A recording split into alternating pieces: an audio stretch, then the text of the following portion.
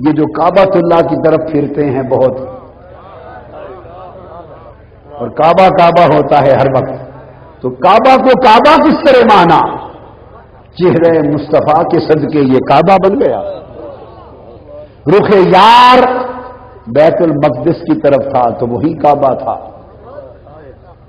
18 مہینے مدینہ پاک میں آقا نے اس کعبۃ اللہ کی طرف پشت کر کے نماز پڑھائی۔ کیا ہم تو ایسی ایسی باتیں کرتے ہیں، ایسی اس کعبۃ اللہ کی طرف پشت کر کے، وہ کانڈ کر کے اس کعبے دیر کانڈ کر کے نماز پڑھائی۔ وہ نمازاں ہوئیاں یا نہیں ہوئیاں؟ جس پاسے یار کانڈ کر لوے وہ کعبہ ہی نہیں رہندا۔ جس پاسے یار کانڈ کر لوے وہ کعبہ ہی نہیں ہوندا، تے جتھے یار پب دھردا، ہائے ہائے ہائے ہائے، ادھر پشت کر لی تھی 18 مہینے، اور قربان کر جاں ہو جائیں پھر ان صحابہ کی وفاداری اور عاشقی پر۔ نسلوں سے کعبہ مکہ کے شناسہ تھے، بیت المقدس کو دیکھا ہی نہیں تھا، القدس کو وہ تھا یہودیوں اور عیسائیوں کا کعبہ، وہ بنی اسرائیل کے انبیاء کے وقت سے چلا آ رہا تھا۔ ابراہیم علیہ السلام نے کعبہ یہ بنایا تھا، تو جو نسل جو بنی اسماعیل چلے آ رہے تھے، قریش چلے آ رہے تھے، انہوں نے تو بھائی بیت المقدس کو دیکھا ہی نہیں تھا۔ وہ تو آباء و اجداد سے نسلوں سے اسی کعبے کو جانتے تھے، اسی کے مجاور تھے، اسی کا نظام تھا، اسی کی طرف منہ کرتے تھے۔ اور جب آقا علیہ السلام 13 برس مکہ میں تھے اعلان نبوت کے بعد، تو چہرہ انور اس کعبے کی طرف کرتے تھے۔ قبلہ اس وقت بھی بیت المقدس تھا، قبلہ اس وقت بھی بولیے بیت المقدس تھا، مگر آقا علیہ السلام کی حکمت یہ تھی کہ ہمیشہ ایک سمت سے کھڑے ہو کے نماز پڑھتے، اس طرف سے کہ کعبہ بھی سامنے آ جاتا چہرے کے، اور رخ بیت المقدس کی طرف ہوتا، چہرہ انور بیت المقدس کی طرف کرتے، مگر کھڑے اس جگہ پر ہوتے کہ کعبہ بھی سامنے رہتا، تو دونوں قبلے سامنے ہو جاتے۔ تو جو کفار مسلمان ہوئے تھے، قریش مسلمان ہوئے تھے، صحابی بن گئے تھے، ان کا پرانا واسطہ جو کعبہ مکہ سے چلا آ رہا تھا، سو وہ بھی ان کی لاج بھی رہتی، کیونکہ یہ کعبہ بھی آنکھوں کے سامنے ہوتا اور بیت المقدس کی طرف چہرہ بھی ہوتا۔ تو 13 برس تک تو یہ معاملہ چلا، خاص طور پہ جب معراج کے بعد جب نماز آئی تو جتنا عرصہ پڑھائی نماز اور اس سے پہلے عبادت کی تو طریقہ یہی چلا۔ جب ہجرت مدینہ ہو گئی،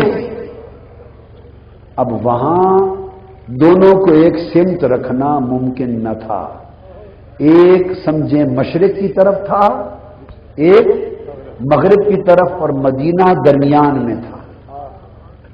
اب آپ بات سمجھے، مدینہ اب یا ادھر منہ ہوتا تو ادھر پشت ہوتی، اگر ادھر منہ ہوتا تو ادھر پشت ہوتی۔ حکم چونکہ القدس کا تھا، مسجد اقصی کا تھا، قبلہ وہ تھا، لہذا جب اس طرف منہ کر کے نماز پڑھنے لگے تو 1.5 سال نماز کے دوران کعبۃ اللہ جو مکہ کا ہے یہ پشت کے پیچھے رہا۔ اب بتانا چاہتا ہوں، قربان جائیں ان صحابہ کی وفاداریوں پر، ان کے عقیدے تھے نا، وہ بات سمجھ گئے تھے کہ دین سارا محمد ہے، جو یہ کہے وہی دین ہے۔ ہم نے دین میں کئی اور نسبتیں گھسیڑ دی ہیں۔ وہ سمجھتے تھے کہ اگر حضور کا چہرہ ادھر ہے تو ہمارے آباء و اجداد کا دیا ہوا کعبہ صحیح، حضرت ابراہیم علیہ السلام کا بنایا ہوا کعبہ صحیح، مگر یار کا رخ ادھر ہے تو ہمیں کیا غرض۔ انہوں نے بھی کنڈ کر لی، انہوں نے بھی پشت کر لی، 18 مہینے ان کے منہ بھی ادھر رہے، اور ہر کوئی بھول گیا کعبہ مکہ کو، کعبہ مکہ کو ہر کوئی بھول گیا۔ یہ 18 مہینے بعد کی بات ہے، اسباب جو بنے، یہودیوں کے تانے تھے، جو اسباب تھے، تو آقا علیہ السلام کے دل میں خیال آیا کہ میں کعبہ مکہ کو قبلہ بنا لوں۔ اللہ کا امر نہیں آیا، یاد اللہ کا امر نہیں، حضور کے دل میں خواہش آئی، دل میں خواہش آئی، کچھ باتیں سنی اور باتیں سن کر دل میں قلب اثر میں خیال آیا کہ اس کو کعبہ بنا لوں، قبلہ بنا لوں کعبہ مکہ کو۔ اس حال میں نماز میں کھڑے آرزو شدت اختیار کر گئی، آرزو شدت اختیار کر گئی، اور جب شدت اختیار کر گئی تو اس شدید خواہش کی اس حالت میں آقا نے مکھڑا بار بار اوپر اٹھایا، جس کو اللہ پاک نے فرمایا قد نرا تقلب وجهک فی السماء، میرے حبیب تیرا مکھڑا، آپ کا چہرہ بار بار اوپر پلٹنا دیکھ رہے ہیں، میں سمجھ گیا ہوں تو کیا چاہتا ہے، فَلَنُوَلِّيَنَّكَ قِبْلَةً تَرْضَاهَا، میرے حبیب میرا کیا واسطہ ان کعبوں سے، قبلوں سے، میں تو نہ اس کا محتاج نہ اس کا محتاج، یہ تو سب کچھ بنائے تیرے لیے ہے۔ سونے اگر آپ اس طرف راضی نہیں ادھر راضی ہیں تو تو ادھر میں پھیر لے، میں اسی کو کعبہ بنا دیتا ہوں، جدھر تیرا رخ ہو وہی کعبہ ہوگا، جس پر تو راضی ہو وہی کعبہ ہوگا۔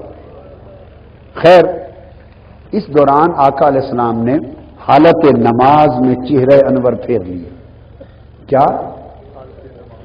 اب جو خاص کیفیت سمجھانا چاہتا ہوں اس کو سمجھیں، توجہ کریں۔ اب آپ سمجھ گئے، جب نماز شروع کی تھی تو ایسا سمجھ لیں کہ گویا ادھر بیت المقدس تھا، تو ادھر منہ کر کے جماعت شروع ہو گئی نماز، اور کعبہ مکہ کا ادھر تھا، 2 رکعتیں پڑھ لی تھی۔ اگلی رکعت پہ جب کھڑے ہوئے تو اچانک محبوب اور محب کے درمیان بات تھی، اور ابھی وحی کا اعلان نہیں ہوا تھا، اور کسی کو خبر ہی نہیں تھی کہ خواہش کیا ہوئی، امر کیا آیا، اور اندر ہی اندر کیا بات ہو گئی۔ یہ تو سلام پھیرتے، بعد میں وحی بتاتے، اعلان کرتے تو کسی کو خبر ہوتی، ابھی تو ہر کوئی حالت نماز میں تھا۔ اچانک سجدے سے جو اٹھے تو دیکھا کہ حضور نے چہرہ انور پھیر کے ادھر منہ کر لیا۔ اب ذرا منظر پہ توجہ کریں، کسی کو سمجھ نہیں آ رہی تھی کہ اب کریں کیا، اور اب یہ ہو سکتا نہیں تھا کہ صحابہ کے چہرے ادھر ہیں، امام سامنے ہوتا ہے، اب امام اگر ادھر پھیر لے تو کیسے شکل بن جاتی؟ بولیے، یہ نماز ہو رہی ہے، یہ نماز ہو رہی ہے، پھر کیا ہوا؟ آقا علیہ السلام نے صفیں چیر دی، ادھر جا کے کھڑے ہو گئے، یہ صحابہ کرام ادھر چلے گئے، اور پھر انہوں نے اپنے رخ موڑ دیے، آقا پھر آگے ہو گئے، وہ پیچھے ہو گئے۔ نماز میں آپس میں کوئی بات نہیں ہوئی، جس طرح یار کر رہا ہے وہ بھی کرتے جا رہے ہیں، یہ نماز ہو رہی ہے۔ اور پھر اس مقام پر اللہ پاک نے ایک بات کہی، وہ توجہ طلب ہے مقام، دوسرے پارے کے پہلے رکوع میں سیقول الصفحاء میں فرمایا ما جعلنا القبلۃ التي كنت عليها، اے میرے حبیب یہ جس قبلہ پر آپ پہلے تھے، ہم اس قبلے کا تعین اور تقرر، وہ جو قبلہ مقرر کیا تھا وہ کسی اور غرض سے نہیں کیا تھا، ہم نے اس قبلہ کا تقرر کسی اور غرض سے، بولیے، نہیں کیا تھا، ہم نے یہ قبلہ مقرر ہی صرف آج کی اس گھڑی کے امتحان کے لیے کیا تھا۔ وما جعلنا القبلۃ التي كنت عليها، ہم نے یہ قبلہ کسی اور غرض، کسی اور مقصد، کسی اور اہمیت کے پیش نظر مقرر نہیں کیا تھا، یہ قبلہ صرف اور صرف اور صرف ایک ہی سبب تھا کہ آج اس گھڑی امتحان لینا۔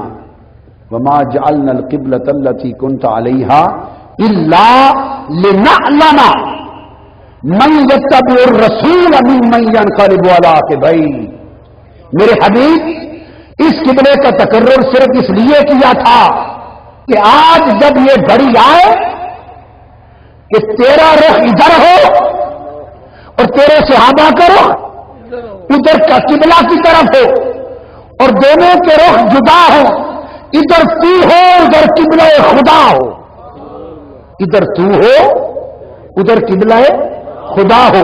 تو اس گھڑی کے آ جانے پر اب ہم یہ امتحان کریں من یتبع الرسول من ینقلب علی عقبیہ کہ کون خدا کا قبلہ سنبھالتا ہے, کون مصطفیٰ کا دامن سنبھالتا ہے. لنعلم تاکہ ہم پرکھیں جانچیں. آج اس لمحے میں آزمائش کی گھڑی میں سب کو کھڑا کر کے پرکھیں اور جانچیں محبوب کون اپنا ایمان تیری نسبت سے بچاتا ہے, کون تیری طرف آتا ہے, کون قبلہ خدا کی طرف جاتا ہے. اور یہ گھڑی مکہ میں ممکن نہ تھی چونکہ چہرہ مصطفیٰ بھی ادھر تھا, قبلہ خدا بھی ادھر تھا, دونوں ایک سم تھے. لہذا وہاں دو میں سے ایک کا انتخاب کرنا یہ سچویشن کبھی پیدا نہ ہوئی تھی. 18 ماہ بعد یہ گھڑی اب آئی کہ جب منشا یار پر حکم آیا اور رخ مصطفیٰ ادھر ہو گیا اور پہلے سے مقرر کیا ہوا قبلہ ادھر رہ گیا. اب رب کائنات نے جانچا, اب دیکھتے ہیں کہ کون قبلہ خدا کی طرف جاتا ہے, کون رخ مصطفیٰ کی طرف جاتا ہے. اور فرمایا ان کانت لکبیرۃ الا علی الذین ھدی اللہ. یہ بڑی مشکل گھڑی تھی, بڑی مشکل گھڑی تھی. ایک لمحہ تھا ان کے پاس, ایک لمحہ تھا فیصلہ کرنے کا. دو امکان تھے. عقل کہتی تھی بھئی 2 رکعتوں کا ہی معاملہ ہے نا, ساری زندگی پڑی ہے, جیسے نماز شروع کی تھی پڑھ لو, مکمل کر لو, بعد میں حضور سے پوچھ لیں گے. یا جب رخ بدل گئے, چہرے بدل گئے تو نماز توڑ کے حضور سے پوچھ لیں. جب رخ ہی بدل گئے تو آقا سے پوچھ لیں یا رسول اللہ کیا کرنا ہے, ہماری تو سمجھ میں کچھ نہیں آ رہا, پوچھ لیں. ایک یہ راستہ تھا, ایک یہ راستہ تھا کہ پوچھ لیں, اور ایک راستہ یہ تھا کہ پوچھنا کاہے کا, پوچھنا کیا ہے. ہمارا اپنا تعلق کسی قبلے اور کعبہ سے ہے ہی کیا؟ ہم کیا جانے کعبے کی سمتیں اور ہم کیا جانے قبلے کی جہتیں. ہم تو جانے فقط محمد مصطفیٰ کو, جدھر یار ہو وہی کعبہ ہے, جدھر یار ہو وہی قبلہ ہے.